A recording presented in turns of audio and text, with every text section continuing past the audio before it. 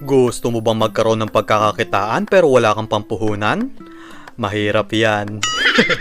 Pero itong ituturo ko sa inyong negosyo recipe ay maliit lang ang puhunan pero malaki din ang kita. Sa halagang 93 pesos na puhunan, tutubo ka ng 1,710 pesos kada buwan. Pero isang tuna pa lang yan. Posible pang lumaki yung kikitain mo, depende kung ilan magagawa mo at ilan ang mabebenta mo. Sana matapos nyo po itong video ko na to dahil marami akong ituturong tipid tips at kung paano dumami at lumaki ang kita nyo. Yo, what's up mga kaloko? Ako nga pala ang inyong lokong kusinero and welcome to my cooking channel. 15 piraso nagawa ko dito, hindi lang nagkasya sa chopping board ko. Ang recipe natin for today ay bread balls. Naku, magko-comment na naman ito mga malolokong subscribers ko.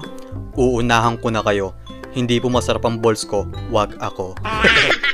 Ipapakita ko sa inyo kung anong itsura ng loob nito. Tingnan nyo naman guys, oh, punong-puno ng palaman. Masarap ito at masustansya dahil ginamit natin ay gulay at tuna. Siya nga pala guys, pwede nyo gamitin ang mga pictures na to para sa negosyo nyo. Search nyo lang ang Facebook page ko na Lokong Kusinero at i-download ang mga pictures na to. Pinotoshoot ko talaga yan para sa inyo. Ready na ba kayong magnegosyo kahit nasa bahay lang kayo? Kung ready na kayo, tara! Intro muna tayo.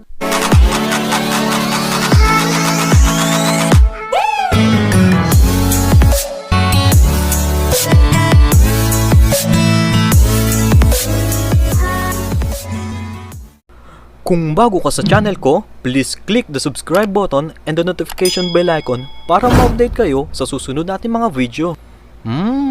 Sarap, tamis. Oh yes. Gagamit tayo ng 15 pirasong tasty bread para sa sermon ng nanay mong unlimited. Isang lata ng tuna para sa mga mahilig manghiram ng motor pero walang pang gasolina. Gagamit din tayo ng repolyo para sa mga patago kung manigarilyo. Susumbong kita. Gagamit din tayo ng karot para sa tatay mong laging nakasimangot. 50 grams of bread crumbs.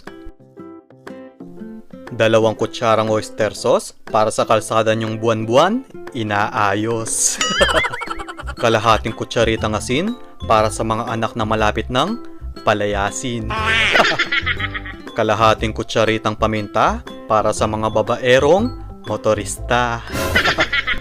3 pirasong bawang para sa mga lasinggero kapag umuwi ay gumagapang. 1 pirasong sibuyas para sa mga single ng buong Pilipinas. Shoutout po sa inyo, malapit na ang Pasko. Ang complete list at presyo ng ingredients ay nasa dulo ng video. Mga kaloko, igisa na natin ang palaman na ating gagamitin. So nagpainit lang ako dito ng 2 kutsarang mantika. Then, una nating igisa ang sibuyas dahil matagal itong masunog. Isunod na din natin ang bawang. Haluin lang natin ito mabuti para pantay ang pagkakaluto nito. Kapag golden brown na, pwede na natin ilagay ang ating tuna. Pwede din kayong gumamit ng manok kung gusto nyo. Mas mura kasi ang tuna kaya ito ang pinili ko. Basta sa tuna, 555 lang ang ginagamit ko. Masarap kasi ito at abot kaya ang presyo. 555, baka naman. Next, ilagay na natin ang carrots. Isunod na din natin ang repolyo. Tipid tips muna tayo. Kung gusto nyong maraming magawa nyo, dagdagan nyo ng repolyo. Nakabase kasi sa palaman kung ilan ang magagawa nyo. Then, ilagay na natin ang 2 kutsarang oyster sauce. Next, kalahating kutsaritang asin. At kalahating kutsaritang paminta. Guys, huwag nyong i-overcook ang gulay. Lulutuin lang natin to sa loob ng 2 minuto. Kapag kasi napasobra ang pagkakaluto nito, lalambot yan at kokonti ang magagawa nyo. Guys, ito palang pampalaman na niluto natin ay pwede nyo ding ulamin. Next, tanggalin natin ang 4 na gilid ng tasty bread dahil medyo matigas ito. Tipid tips muna tayo. Para maraming mabenta mo, ipakain mo ang mga gilid na to sa mga kasama mo. Panigurado, after mo makapagluto, busog na sila at hindi nakakainin ang iyong mga paninda. Minsan kasi hindi ang customer mo ang nakakaubos ng paninda mo, kundi ang mga kasama mo sa bahay nyo. So ngayon guys, isawsaw natin sa tubig ang ating tasty bread para lumambot ito. Then, i-press lang natin tulad nito para matanggal ang excess water. Kailangan kasi nating mapanipis ito para madaling bilugin mamaya. Ganito dapat ang maging itsura ng tinapay natin. Next, lagyan natin ito ng isang kutsarang palaman. Huwag niyong masyadong dadamihan para kapag sinara nyo ay di kayo mahirapan. Igit na lang natin mabuti ang palaman at itupin natin ang gilid ng ating tinapay. Make sure na ma-overlap nyo ang mga dulo ng tasty bread nyo para masarado nyo ito ng todo. Guys, medyo pinipiga ko ang mga dulo para lumapat at magsara ito.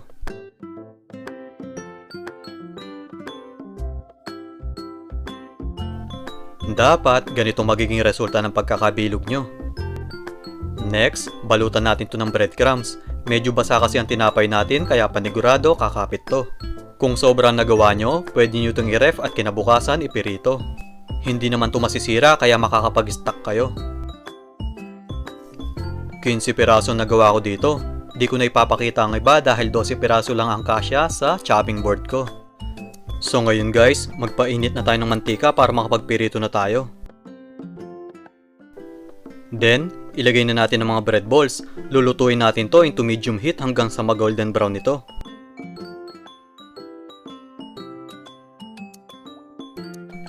Next, baligtarin naman natin to para maluto naman ang kabilang side.